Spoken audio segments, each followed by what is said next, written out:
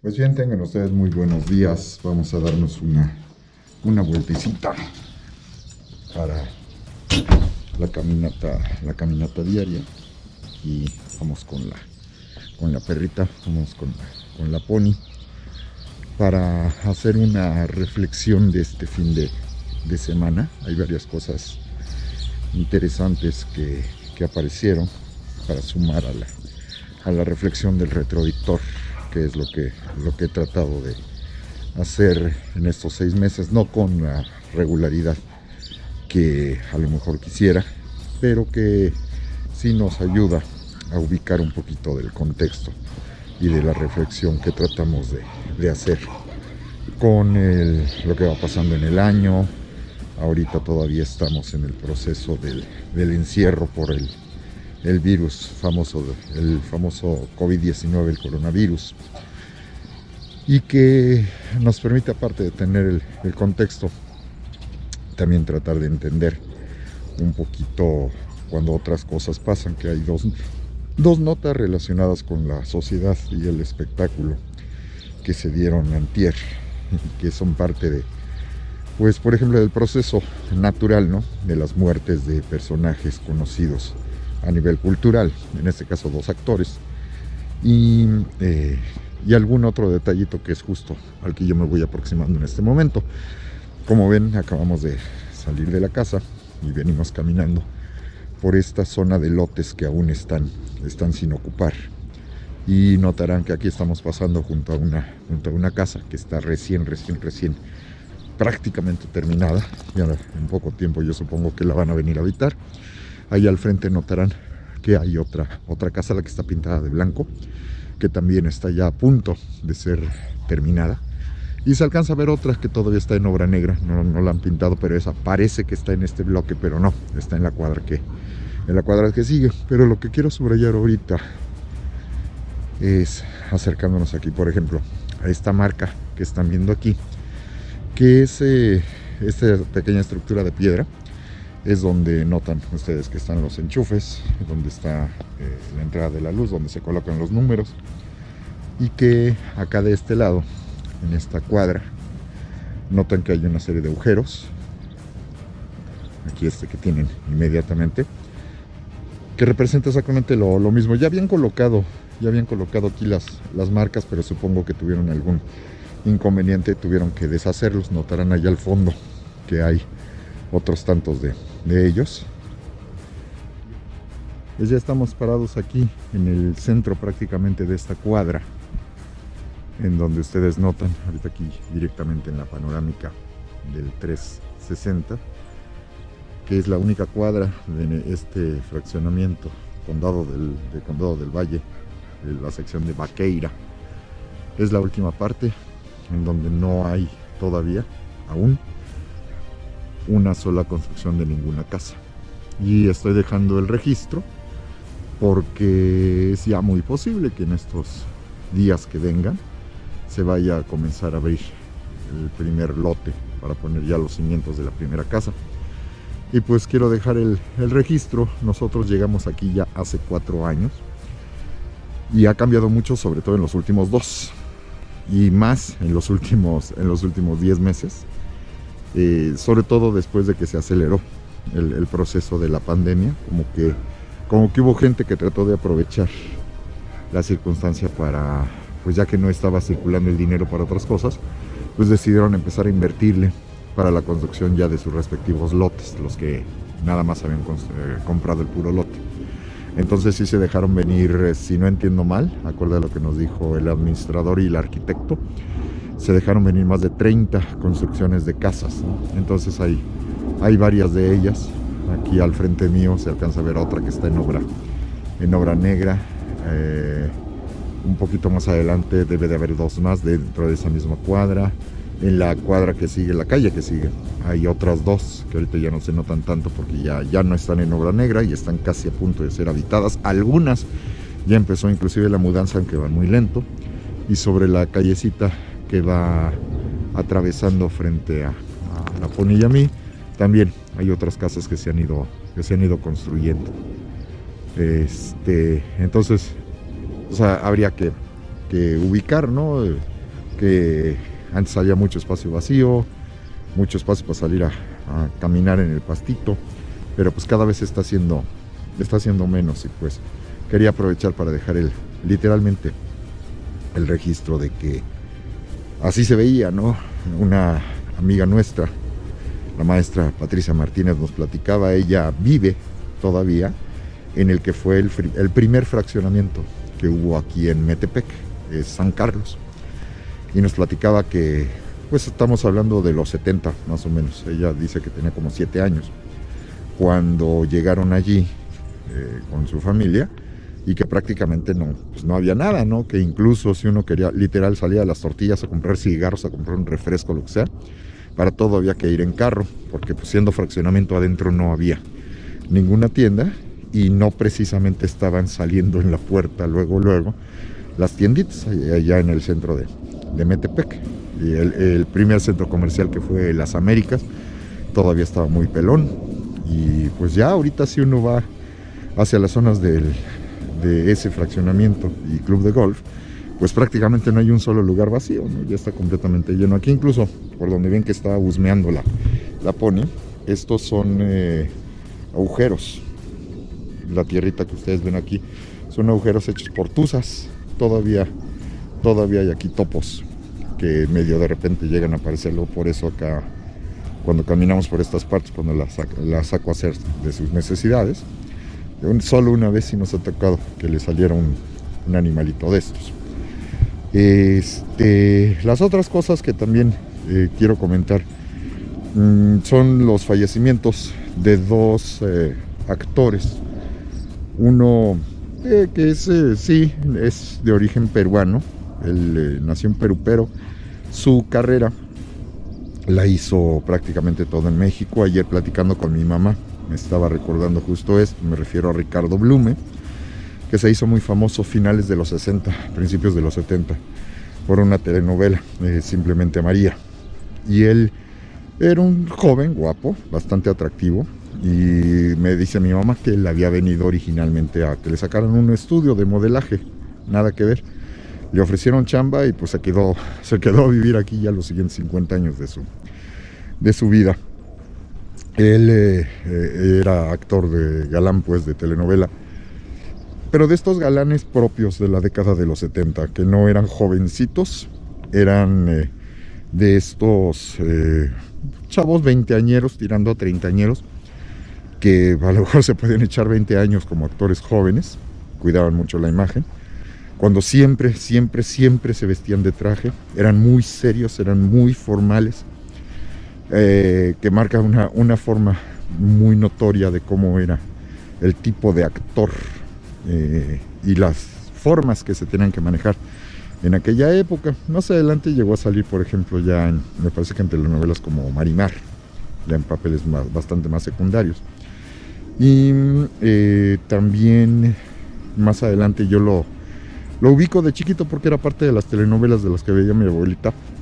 Y la última serie en la que yo lo ubico que salió fue ahora para el Bicentenario en 2010, en la miniserie de Gritos de Muerte y Libertad, donde él llegó a encarnar por allí algún virrey, me parece que Venegas. Y él en esencia se mantuvo prácticamente igual. Él siempre tuvo mucho cabello, y la diferencia es que antes era siempre de cabello completamente negro, ¿no? Ya me acordé, la principal con la que él es recordado por prácticamente toda la gente, es una telenovela la que se consideró, entre comillas, la primera telenovela infantil que hubo en México. Debe de ser por ahí 1974 alrededores, Mundo de Juguete.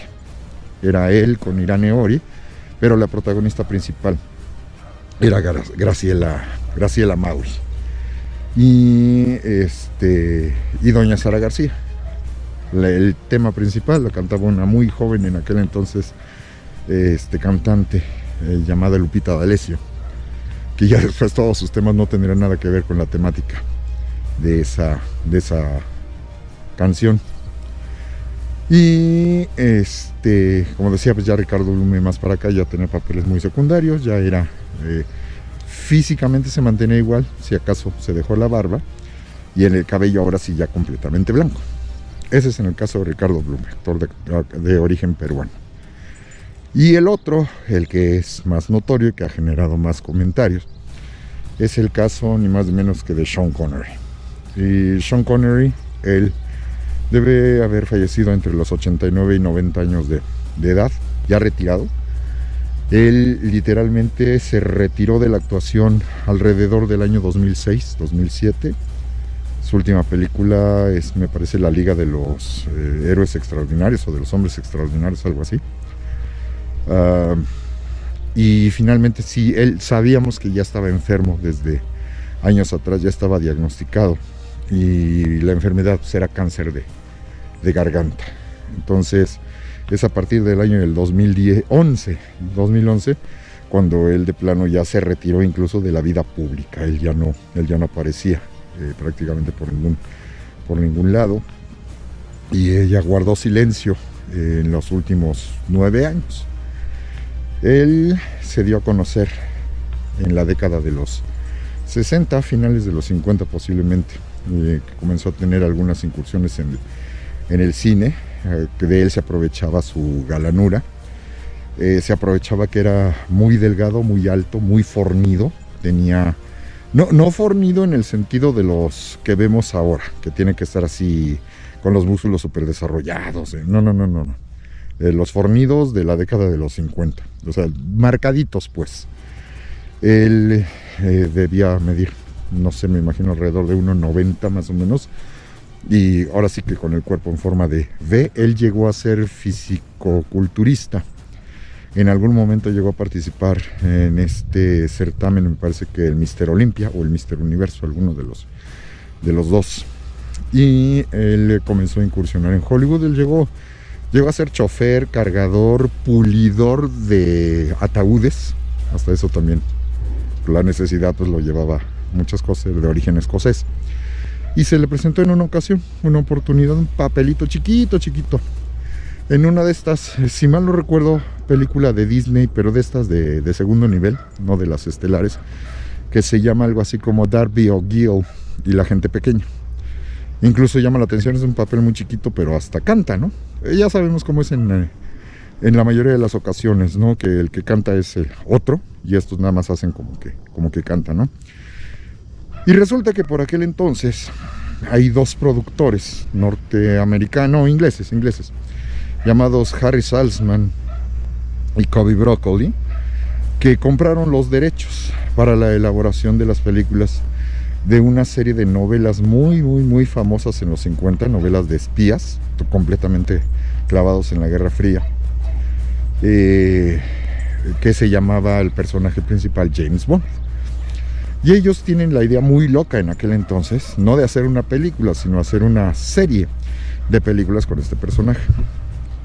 El ideal que se tenía de lo varonil inglés y que tuviera el porte, el talento, el liderazgo de lo que debía de representar James Bond, lo encarnaba un actor todavía muy famoso en aquella época, Cary Grant.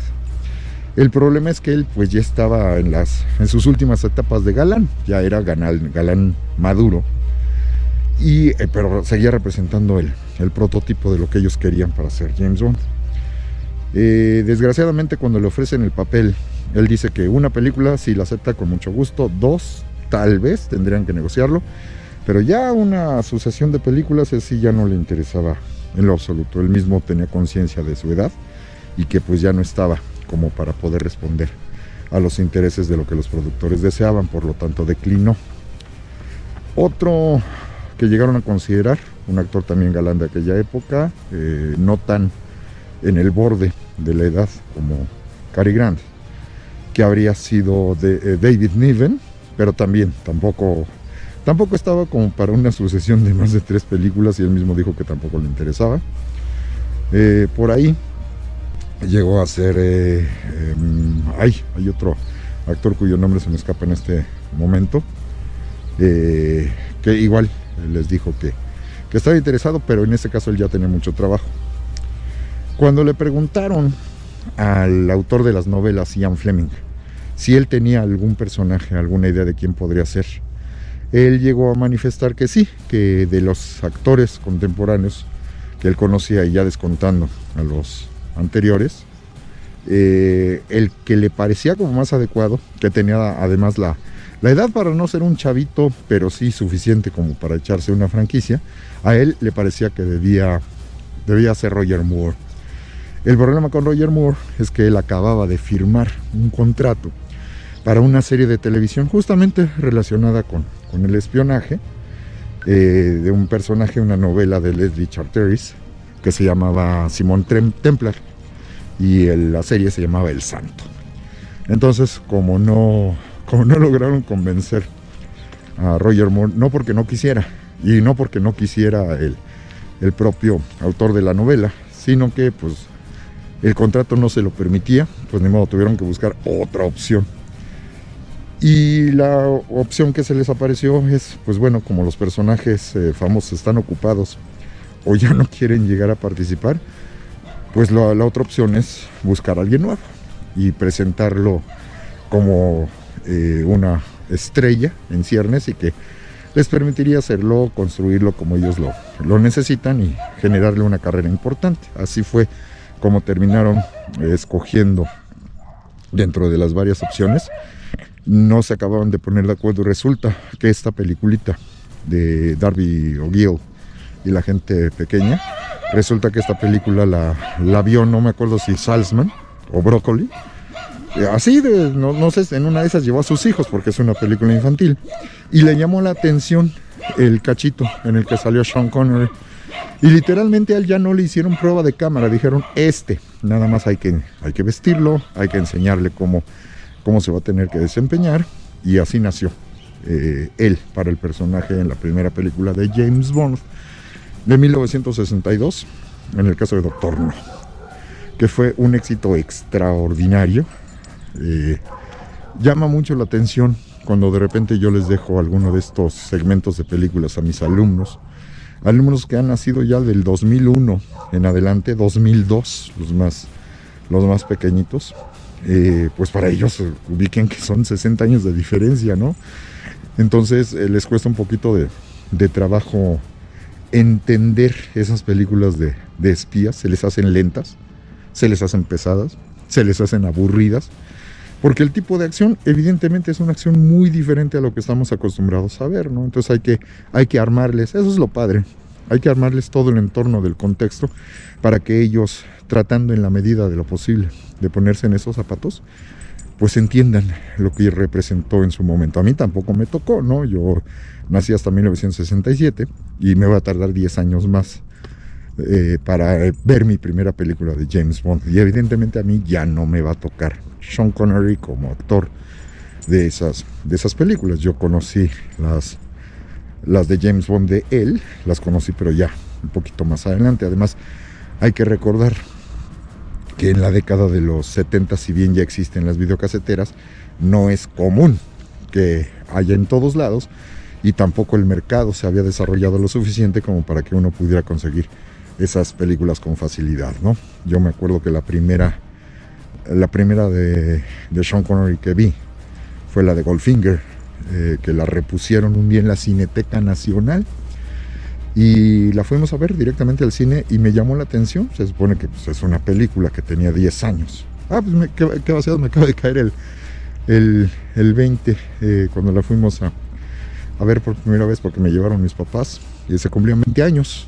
Por eso ahora sí tiene lógica que la hayan repuesto en la Cineteca en 1984. Y pues bueno, así comenzó a construirse la leyenda de Sean Connery, ¿no? Las películas que él va a hacer, y que ahorita uno cuando se pone a ver los comentarios que andan circulando en Facebook y en algunas otras redes sociales, ahora sí resulta que la discusión se acabó, ¿no? Yo estoy suscrito a una página de Facebook de fans de James Bond, una de las más grandecitas que hay en la red, de Latinoamérica, por supuesto. Y siempre está la discusión. Yo ahí sí lo recuerdo constantemente, porque a mí me molestan mucho ese tipo de comparaciones sin sustento, y que son muy estériles, ¿no? De quién ha sido el mejor James Bond de la historia. Y los más jovencitos, obviamente, Daniel Craig. Los que son de mi edad, obviamente, Roger Moore. Y los que ahora sí que son más veteranos, casi unánime, es Sean Connery. Y ahorita, en los comentarios que he visto que están saliendo, todo el mundo lo va posteando a su manera. Pero sí, nadie se ha puesto al brinco de los comentarios que he visto. Nadie se ha puesto al brinco y nadie ha cuestionado de ninguna manera quién es el mejor. Y pues aquí se inclinan todos por Sean Connery, ¿no? Es cuestión de que se vayan olvidando y al rato otra vez vamos a volver a esta discusión estéril. Y a veces algunos tan sin fundamento que llegan a decir que el mejor fue a Timothy Dalton, ¿no? Evidentemente personas que no conocen todo el proceso completo, y que pues empezando porque no duró más que 2 películas, ¿no? es muy notorio el reflejo de la taquilla y de la influencia que se va teniendo en ese sentido. Sean Connery hizo 6 oficiales del canon oficial de las producidas por Saltzman y Broccoli. Hizo las 6 primeras, las 5 primeras. Hay un asterisco, un intermedio, y después volvió a hacer una 6ª, pero ya un poquito forzado. La primera es Doctor No, como mencionaba, 1962, 1963, Desde Rusia con Amor, donde sale Pedro Armendáriz, cuando él ya era una superestrella, muy respetado, muy reconocido, pero ya estaba desgraciadamente muy enfermo, ya el cáncer lo estaba matando. Incluso en el documental oficial, porque hay documentales de cada una de las películas de James Bond, documentales oficiales por supuesto, hay un apartado bastante respetuoso y honrando la memoria de Pedro Armendáriz, y sobre todo insisten mucho en su profesionalismo, dado las molestias, el dolor que él sentía, y que pues actuó con lo mejor de sí, a pesar de que había secuencias donde le dolía moverse, le dolía caminar, y él las hizo sin ningún problema. Para 1964, la tercera, la que marca el inicio del formato de las películas de James Bond, ya como los conocemos, con la mini aventura al principio, ya claramente la secuencia de los títulos perfectamente bien definida, que ya todas van a seguir exactamente el mismo espíritu, porque vemos como detallitos sueltos en los títulos de las 2 primeras, pero no exactamente lo mismo. Aquí sí, ya quedó claramente marcado y el formato se va a mantener exactamente igual todo el tiempo.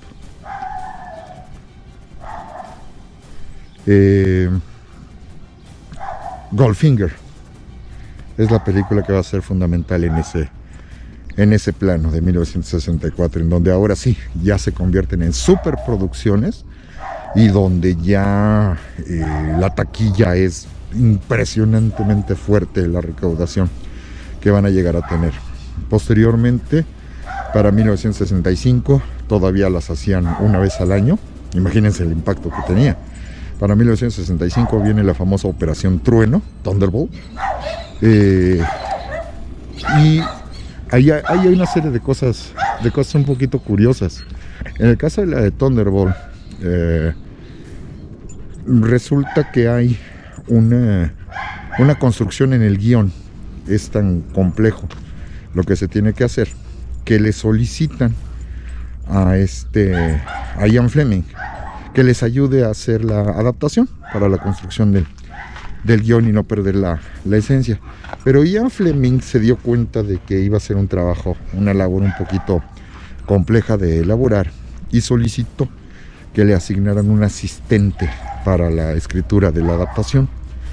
No recuerdo ahorita el nombre del asistente, pero Ian Fleming ahí sí como que adolecía un poquito de experiencia y le faltaba colmillo para darse cuenta de que pues está trabajando en coautoría. Él es el titular, por supuesto, de la historia, pero el hecho de que aparezca otra persona a la que se le dé la autorización para poder meter mano, por mucho que trabajes con el autor original, pues esto implica que si no dejas claramente establecidas las reglas, puede haber un problema futuro, y efectivamente lo va a terminar habiendo.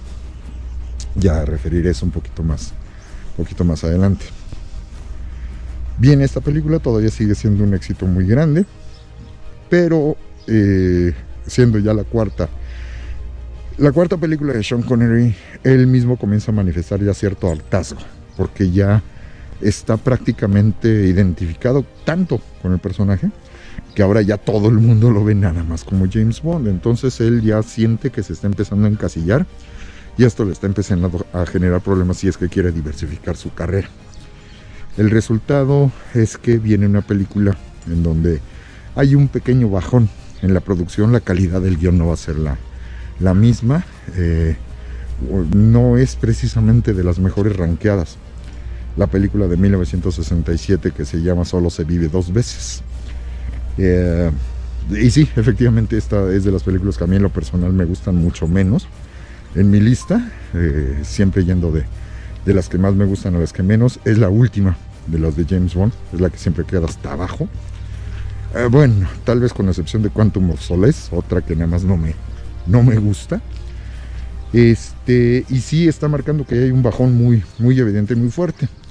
Para cuando viene la película, que además tampoco tuvo el mayor éxito de taquilla, resulta que se ponen a discutir productores y actor que él ya no quiere continuar. O sea, si va a continuar es porque le dan una muy buena, muy fuerte cantidad de dinero, pero él mismo ya está harto del personaje y finalmente llegan al acuerdo de que va a abandonarlo.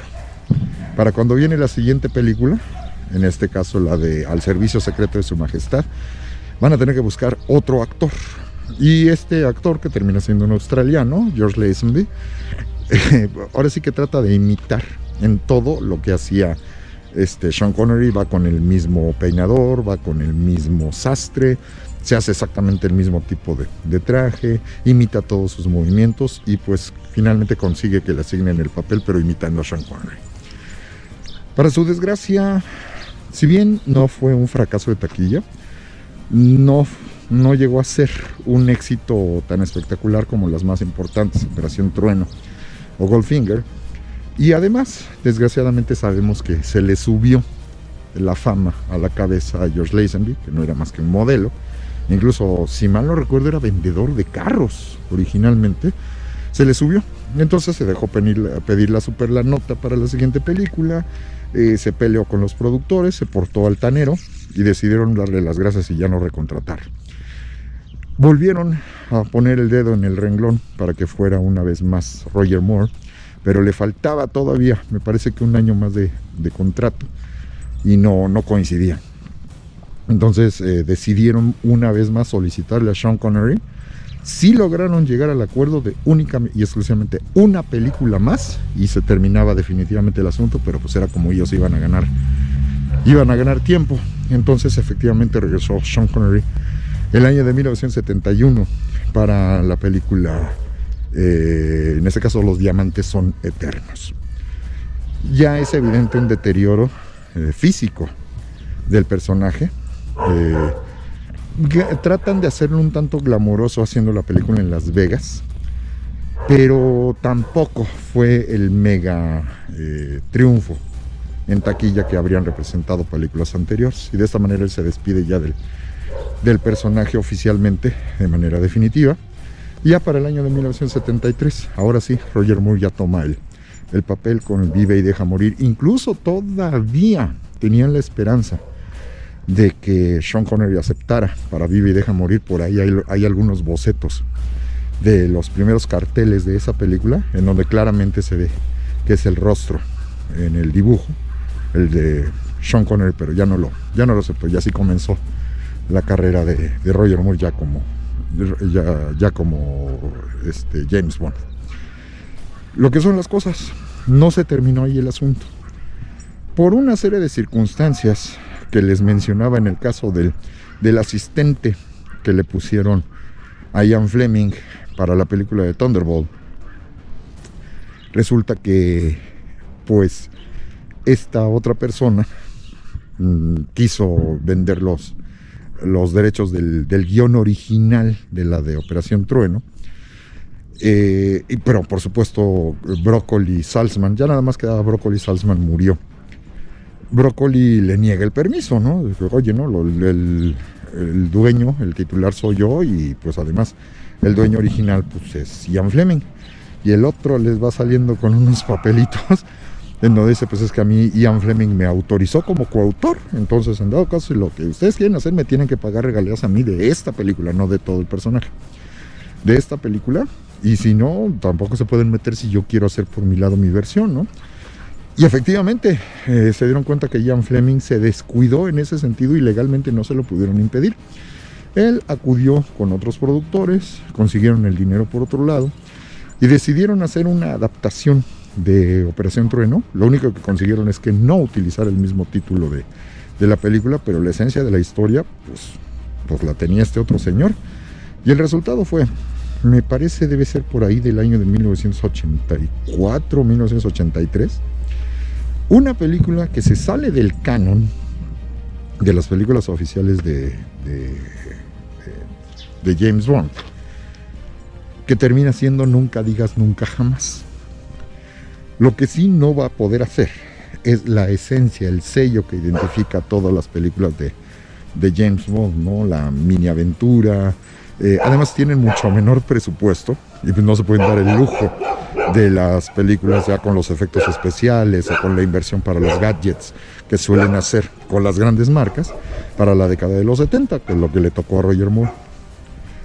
Y esta película, cuando yo la vi, me gustó, sí me sacó un poquito de onda verlo, pues ya lo veía como un señor un poco más grande. Eso sí, una clase y una categoría que para qué les cuento.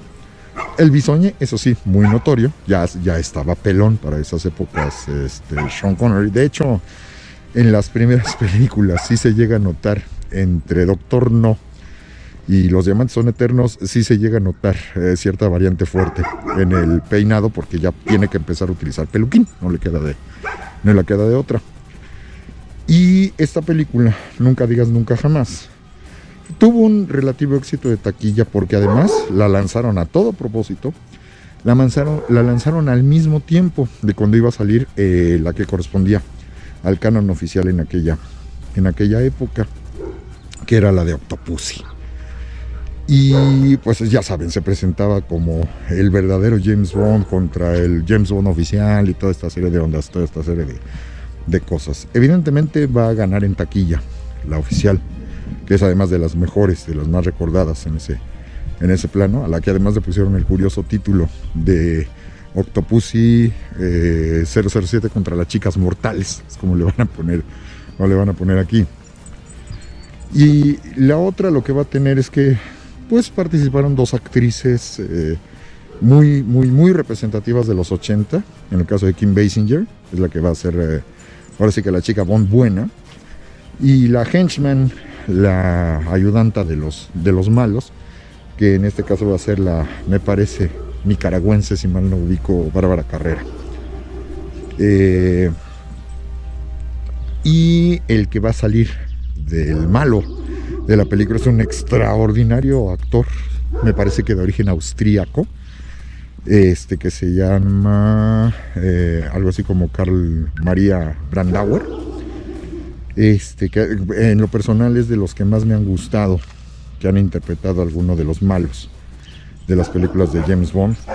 Hay una secuencia en donde tienen, ahora sí que su primer enfrentamiento, él y James Bond, y juegan un jueguito electrónico, porque en la década de los 80 si hay algo que distingue son justamente los juegos electrónicos.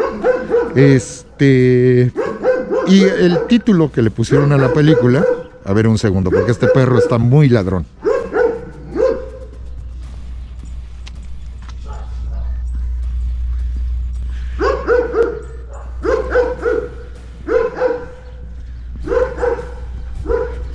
El título que le pusieron a la película pues fue muy, muy representativo en lo simbólico, ¿no? De Nunca digas nunca jamás. Y al final de cuentas, al final de la película, pues si tienes el guiño directo que se le hace a la cámara, que se lo hace Sean Connery, con eso de Nunca digas nunca jamás, que te deja así como la duda de, híjole, a lo mejor, ¿qué tal si se avienta a regresar para otra? Que ya no fue el caso. Ahí terminó ya su carrera con James Bond de manera definitiva. Pero si la razón por la que él había abandonado el papel de James Bond era porque ya se le estaba encasillando como el agente secreto eterno, él lo que va a tratar de hacer en la década de los 70 pues es desprenderse de esto. Y sí le costó un poco de trabajo. Hizo por ahí algún par de películas que fueron producciones importantes en su momento, pero que no terminaron trascendiendo. Además, por ahí a principios de la década de los 70, estaban estas temáticas que tomaban distopías o que tomaban las historias de ficción hacia el futuro. Hay una de ellas muy notoria que se llama Sardos, con Z. A ver si puedo poner la fotografía de una de las fotografías de producción, porque además llama muchísimo la atención, contrastado. Te estás acostumbrado a ver a James Bond de smoking y con el traje muy caro y los gadgets y el reloj y la galanura, etcétera. Y la imagen que ustedes están viendo en este momento nos está mostrando a un Sean Connery prácticamente desnudo, ahí con una especie de tanga, además enredada en todo el cuerpo, con esas bototas negras. Y lo más chistoso, ¿no? Es el cabello ya en plena retirada, pero le pusieron una trenza que le llega casi a la cintura, ¿no? Entonces es muy contrastante la imagen que tú tienes de él hacia este tipo de películas. Pero pues bueno, eran los que estaban de moda en aquella época. Y desgraciadamente entró en un espacio en el que pues prácticamente la carrera se le empezó a venir abajo, porque pues lo que no quería, estaba encasillado, no le ofrecían otro tipo de papeles. Por ahí llega a tener 2 que 3 películas buenas. El hombre que pudo ser rey, con este otro actor inglés, Michael Caine, pero propiamente no está desarrollándose en su carrera como él le gustaría y como él quisiera.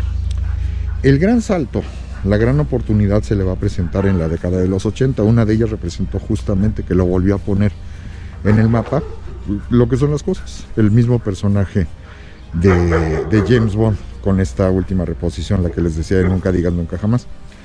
Y por ahí se le llegaron a presentar otras oportunidades que también lo reposicionaron.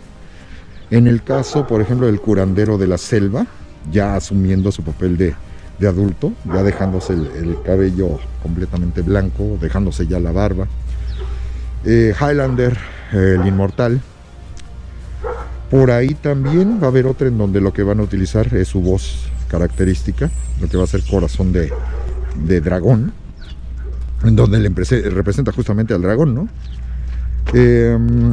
Por allí más adelante va a haber una producción que van a hacer con Ralph Fiennes y Uma Thurman, de una serie justamente de la década de los 60 que se llamaba The Avengers, los Vengadores, nada que ver con lo de Marvel.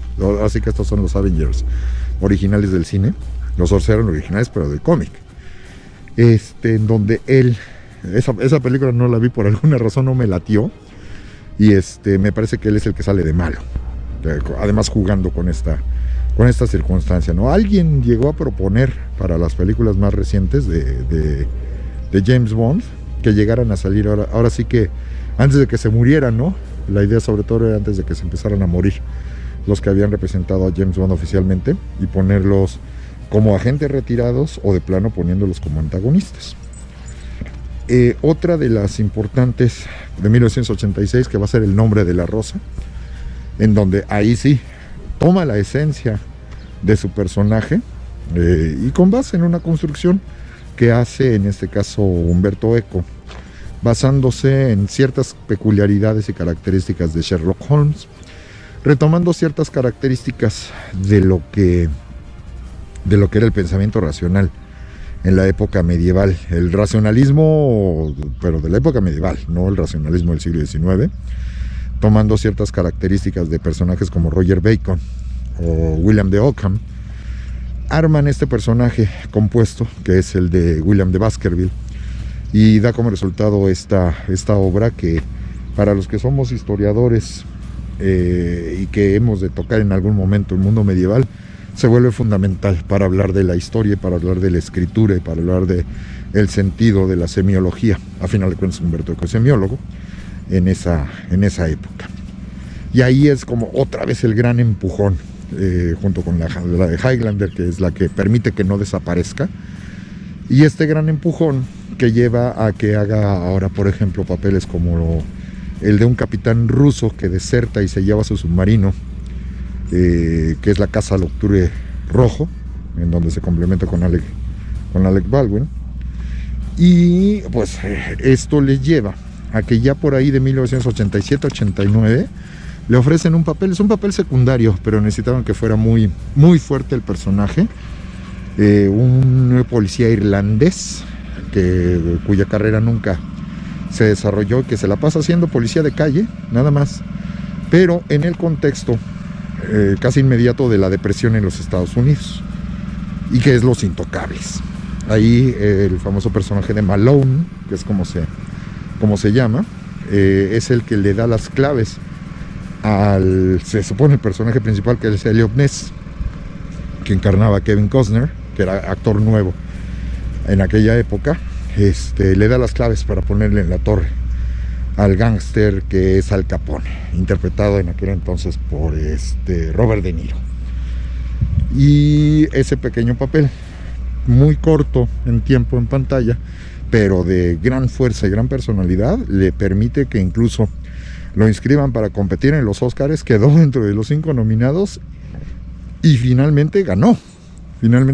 Es el premio, el más alto reconocimiento que le va a tocar recibir a Sean Connery como mejor actor secundario por Malone en Los Intocables. Recuerdo, yo ya veía completas esas ceremonias.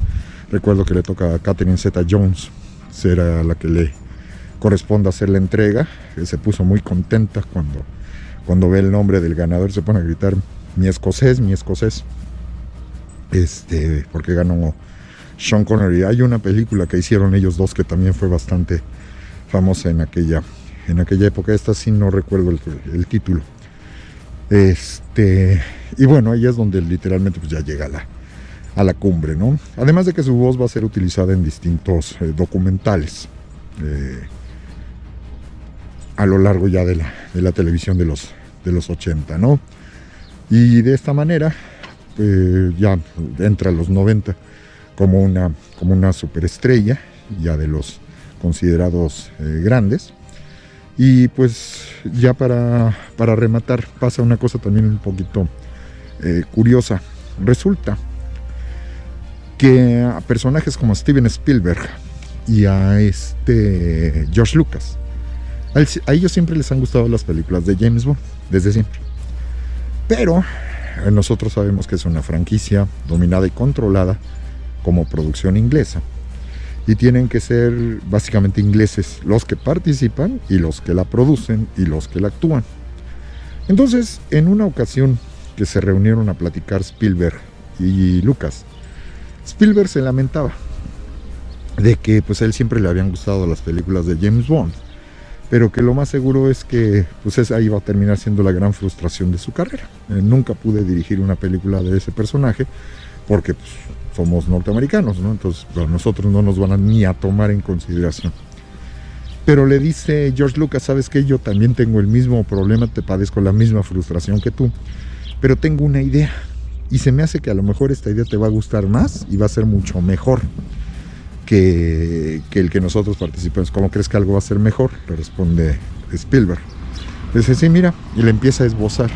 Él había comenzado a diseñar una historia de un personaje, un arqueólogo e historiador, situado en contexto histórico, situado en la década de los 30, y el personaje se llama ni más ni menos que Indiana Jones.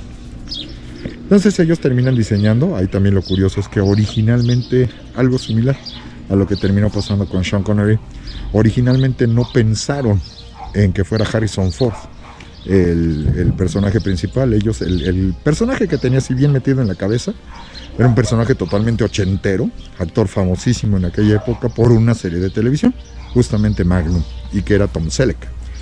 Selleck era el que se les hacía el Indiana Jones perfecto.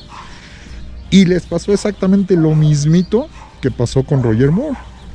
Ya que decidieron iniciar la producción, se ponen de acuerdo para que pueda iniciar Tom Selleck, y Selleck acababa de firmar un contrato para la televisión justamente para el programa, para el personaje de Thomas Magnum. Entonces se dieron cuenta que el ideal que ellos tenían tampoco les iba a funcionar. A algunos tendríamos ciertas reservas de qué tan original sería esa historia, y más bien nos están agarrando de la historia de lo que pasó con Sean Connery también, para darle un poquito de misticismo al personaje en ese sentido. Nada más vamos a entrar para dejar que la perrita tome su agüita. Espérame, Poli, no me jales. Anda, Polín. Mira, Polín. Un segundito, nada más para quitarle esto.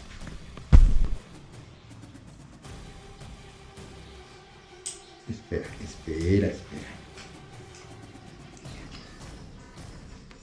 Ya, corre. Agüita. Ve por agüita.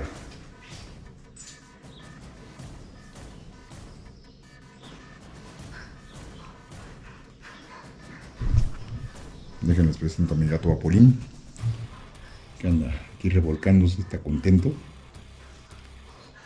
Ya de haber estado allá en el sol, de tener calor. Entonces, de esta manera ellos plantean su proyecto de cómo hacer el personaje de Indiana Jones, pero pues ya no cuentan con Tom Selleck, entonces tienen que poner a buscar una segunda opción, y pues el rey de las segundas opciones para George Lucas pues era ni más ni menos que Harrison Ford. Igual no iba a ser el personaje de Han Solo, él era un ayudante de la producción, él era carpintero, literalmente. Él sabía hacer trabajos con las manos de carpintería, y circunstancialmente le tocó ayudar en unos de los castings para tratar de encontrar, haciendo las pruebas de cámara, a los posibles candidatos a ser Han Solo, pero él lo hacía de malas, lo hacía enojado, y pues se empezaba a portar medio cínico al momento de hacer la lectura, y esto lo captó George Lucas. Y un día que tienen que hacer la lectura, le dan las hojas, y él pues ya está acostumbrado, ya está aprendiendo los diálogos, ¿no? Siempre el que está platicando con Han Solo, pero de repente le dice George Lucas, ¿sabes qué?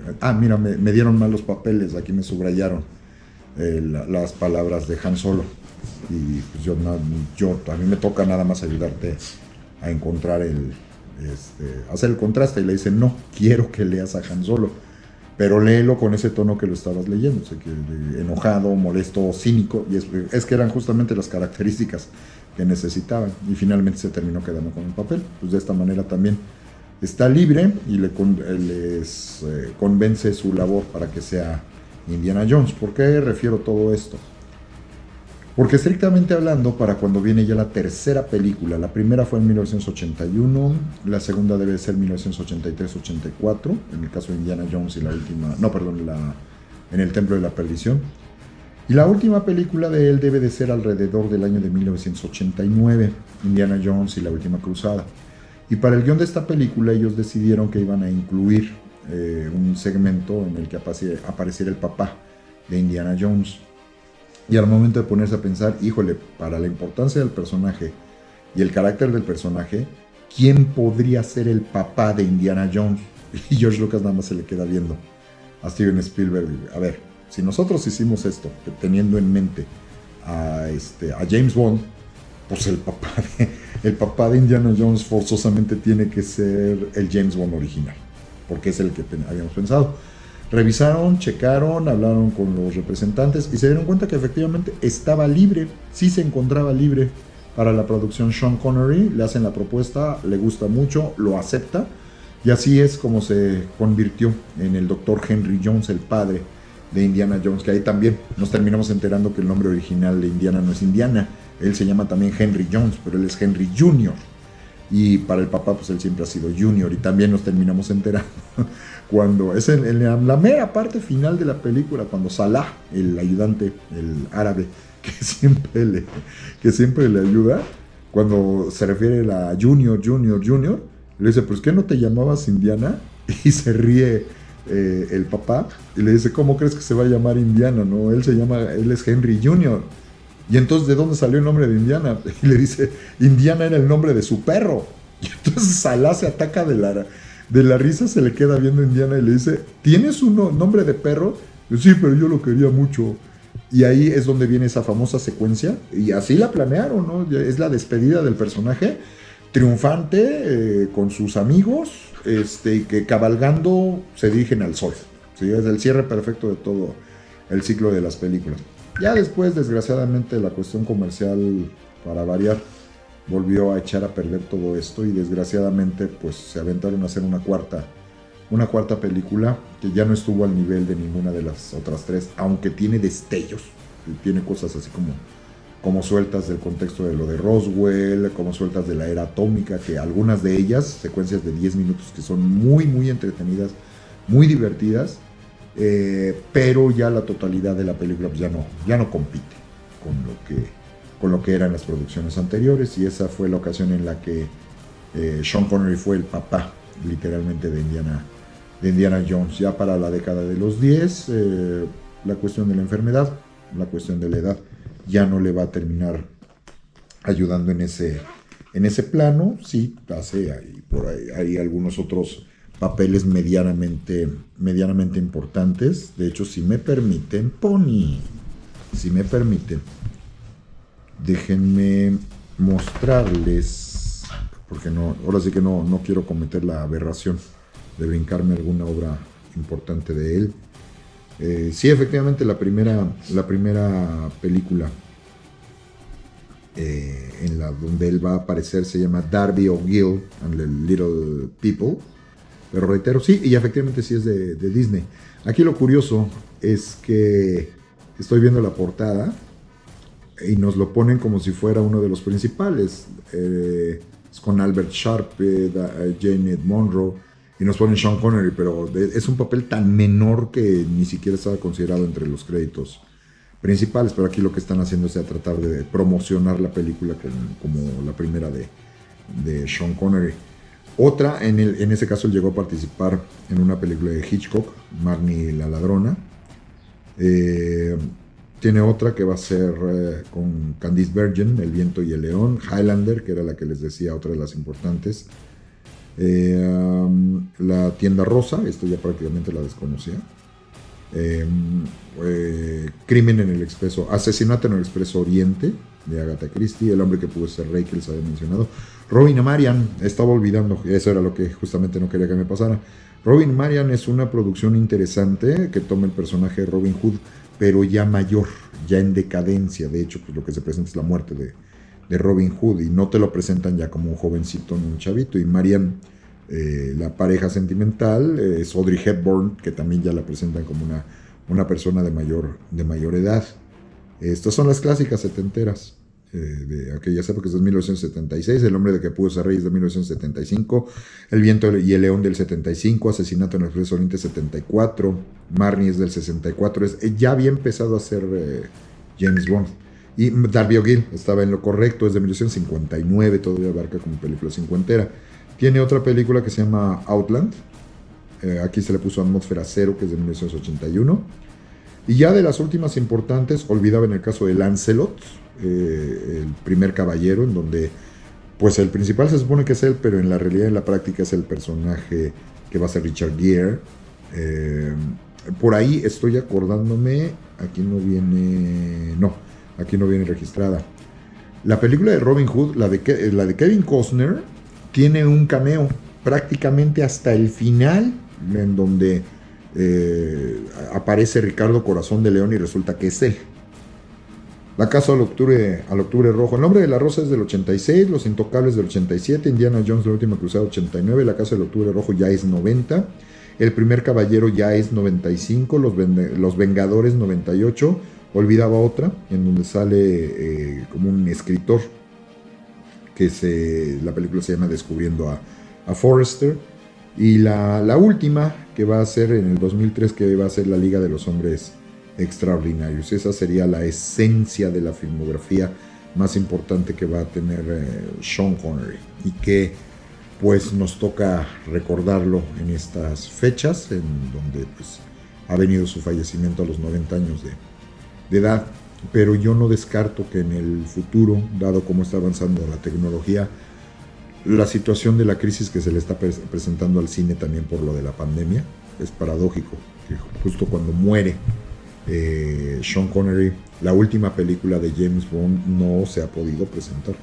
Se ha quedado estancada pues ya ni siquiera la producción. O sea, la última parte ya es la distribución, y la película ya debió de haberse estrenado, pero la circunstancia de lo que está pasando en los cines no permite que esto ocurra, y por lo tanto y además como estábamos en el pleno proceso del rebrote, se acaba de anunciar ayer, del 31 de octubre al 1 de noviembre, se acaba de anunciar que Inglaterra entra nuevamente en un cierre total durante un mes, y la producción de por sí ya la lanzaron hasta el mes de abril para cuando se va a presentar en los cines.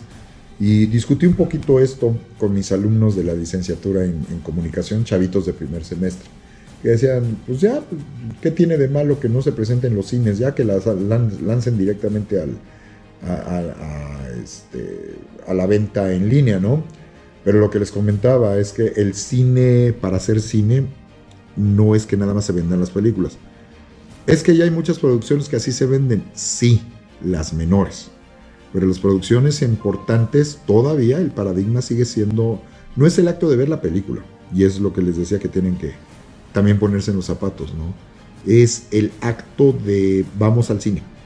¿Sí? No es nada más vamos a ver una película, lo que se convirtió en algo común de los 80 en adelante, como les decía, con la aparición de las videocaseteras, ¿no?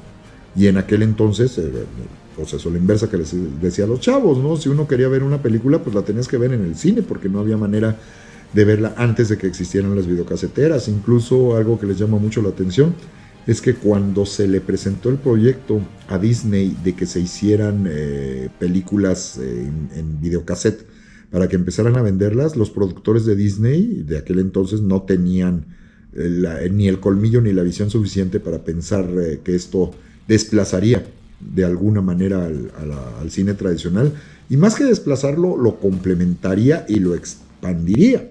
El vender las películas en videocassette, y ellos mismos dijeron que quién va a estar comprando películas de Disney en videocassette, no lo queremos.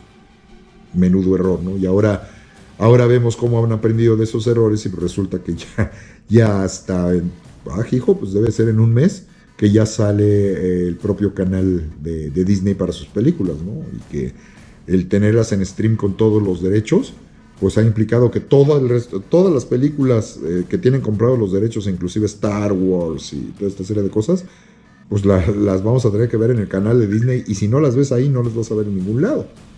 Qué cosas, ¿no? Cómo cambia la situación. Entonces, ver, como fue mi caso, la película de Goldfinger, la tuve que ir a ver en una reposición en la Cineteca Nacional, porque no había otra manera de verlo en aquel entonces.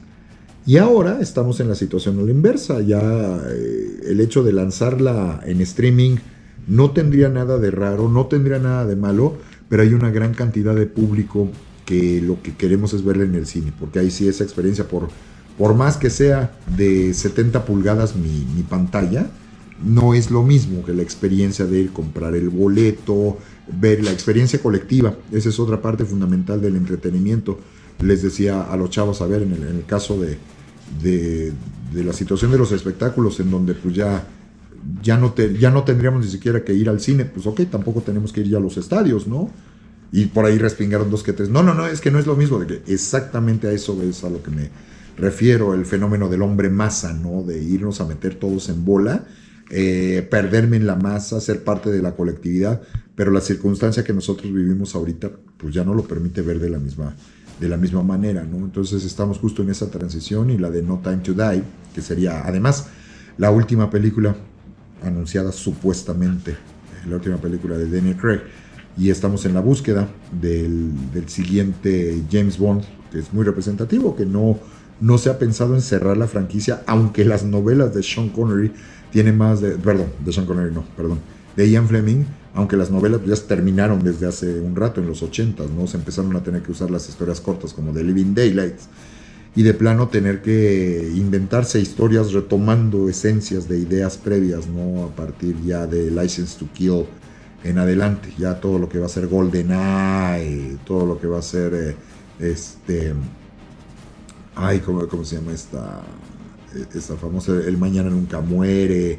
Y si acaso en la que se vuelve a tomar la idea original, que fue la única película que no se había hecho oficialmente en el canon oficial, había sido la de Casino Royale, y en ese plano es cuando lanzan a Daniel Craig, ¿no?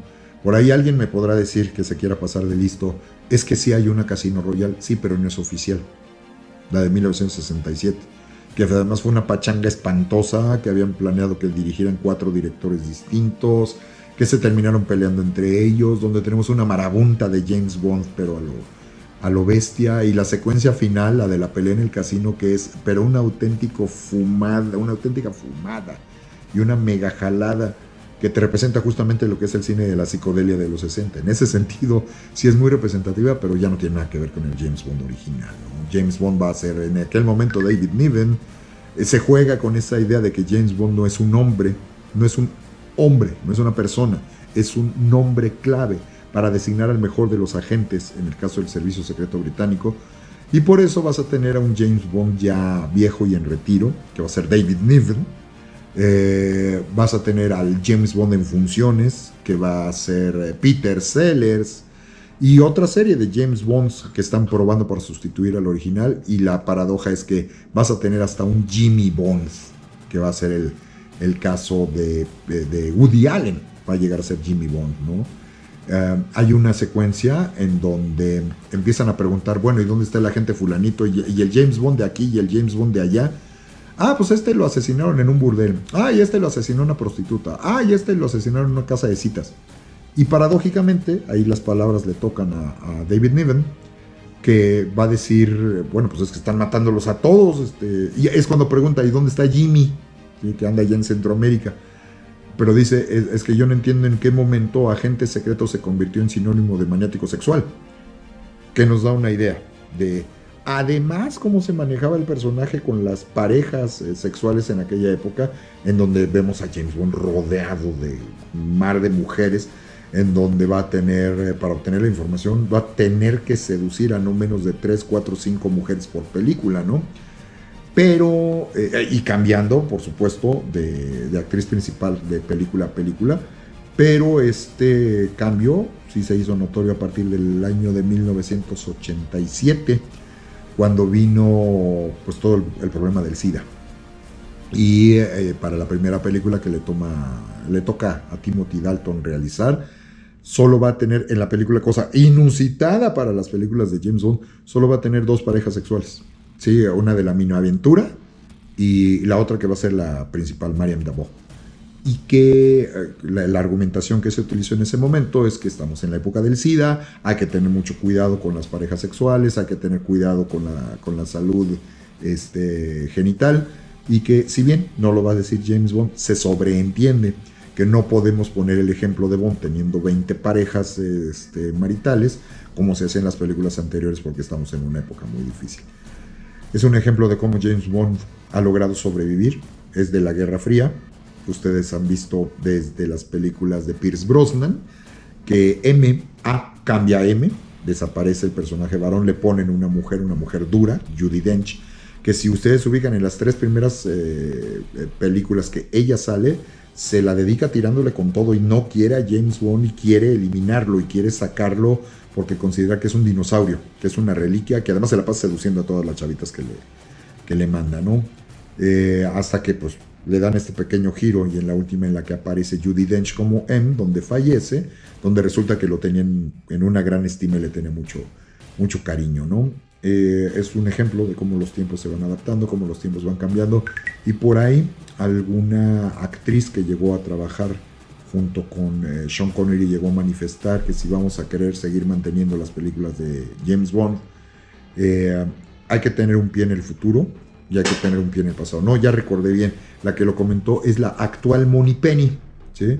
Otro ejemplo de cómo han cambiado las cosas. Ustedes recordarán durante cuántas películas, hasta en La mira de los asesinos, que fue la misma, Lois Maxwell, ¿sí? Que nos tocó ver además todo el proceso de envejecimiento de ella físicamente, inclusive empezaba a preparar a su siguiente Moneypenny, y que la actriz que actualmente la hace es una actriz además de color, y que ya la hemos visto incluso también en secuencias de acción, ella entrándole a los trancazos directamente. Así han cambiado los tiempos. Ella sí llegó a manifestar abiertamente, si vamos a querer hacer que el personaje de James Bond sobreviva, sí debemos de estar pensando en el futuro, los gadgets, la adaptación de los guiones, pero debe tener un pie en el pasado, porque si no, entonces ya no es James Bond. Y la idea que yo le llegué a manifestar por ahí a algunos de mis amigos es, si quisieran revivir al personaje en gran escala, lo que yo haría es volver a tomar los guiones de las historias originales y los siguientes James Bonds hacerlos, pero en los 50 y en los 60. Obviamente ahora ya con toda la tecnología para hacer la maravillosa reconstrucción del marco contextual, pero ya hecho desde la época y con la tecnología contemporánea. Yo creo que ese podría representar un gran éxito, donde atraería a una gran cantidad de los chavitos de época contemporánea, por lo que estarían viendo de época contemporánea, y nos mantendría atentos, ¿no? Para ver lo que a nosotros nos tocó vivir en los 50, en los 60, en los 70. Uno de los ejemplos lo tienen con Mujer Maravilla. El hecho de haber puesto Mujer Maravilla 1984. O sea, yo pienso que por ahí es por donde deberían de tratar de seguirle, porque sí es tratar de apelar a todos los públicos y esperando que no caigan en estos elementos de exagerada fantasía, como lo vemos en el caso de Avengers, donde abrieron la caja de Pandora al momento de poner estas multiversos, como se ha puesto tan de moda en época contemporánea. Sí, el problema es que al momento de crear soluciones que serán increíbles, que te mataron un personaje, si lo mataron, pues obviamente ya no lo puedes revivir. Ahora resulta que ya no importa lo que pase en el guión, todo se puede deshacer con el pretexto de que podemos acudir a otro universo, podemos regresar en el tiempo y podemos enmendar lo hecho. Esto hace que las historias pierdan la base de credibilidad, pierdan la base del sentido, de la lógica, de algo que es natural. Todos nos morimos y hay cosas que se hacen que ya no se pueden reparar. Que los que tenemos el criterio para entenderlo, entendemos que es esencia de cómic y es mundo de fantasía, pero hay mucha gente que no lo entiende, ¿sí? Y de repente confunden la fantasía con la realidad, y creo que entendemos qué tipo de mundo estamos viviendo, la época de la posverdad. Pero bueno, eso ya es harina de otro costal. Vamos a ver qué es lo que pasa. Yo pienso que simbólicamente es muy importante que ahorita pues ya hayan muerto el primer James Bond de la pantalla, el primero, que no fue Sean Connery, que fue Barry Nelson, en un programa de televisión que se llamaba Climax, y que hicieron una adaptación de 1 hora de Casino Royale, 1954. Es un poco curioso ver a un James Bond que suena prácticamente con acento tejano, pero bueno, fue el primero que sale en pantalla. El primero del canon oficial, que va a ser Sean Connery, también ya fallecido, y el que a muchos de mi edad, de los que nacimos en los 60, 70, nos tocó ver como el primero y el único, que fue Roger Moore, también ya fallecido, ¿no? Entonces vamos a ver para dónde se dirigen los caminos de James Bond. Ahorita el que andan promoviendo mucho es a Henry Cavill. Está demasiado forzudo para ser James Bond. Por ahí ya se había dado como un hecho que iba a ser Tom Hardy. No se ha confirmado hasta ahorita. Personalmente no es mi favorito. Mi favorito por cuestión de personalidad y carácter, para mí sería Tom Hiddleston.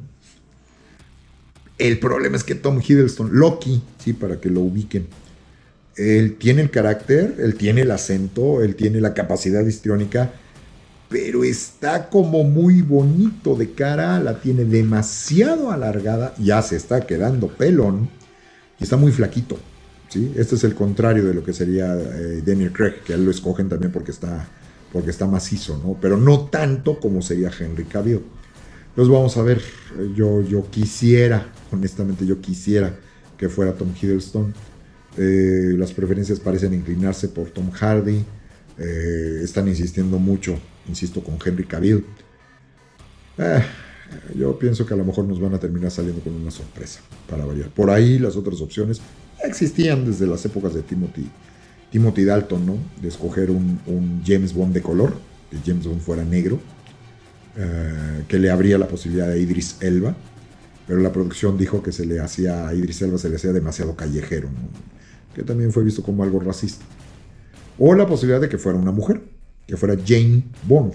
Eso también en su momento se llegó a plantear, se llegó a considerar a Emma Thompson en aquella época como una posibilidad de James Bond. O sea, no es una belleza, no es una jovencita, pero es una mujer, una extraordinaria actriz, entre otras cosas, de mucho carácter, de mucha fuerza, de mucho talento. Para mí la perfecta sería Helen Mirren, de no ser porque ya está demasiado grande para ser Jane Bond. Pero bueno, vamos a ver a dónde nos llevan los tiempos y qué tipo de sorpresas nos dan en ese sentido. Me dio gusto saludarlos, cuídense mucho, vivan mucho y prosperen.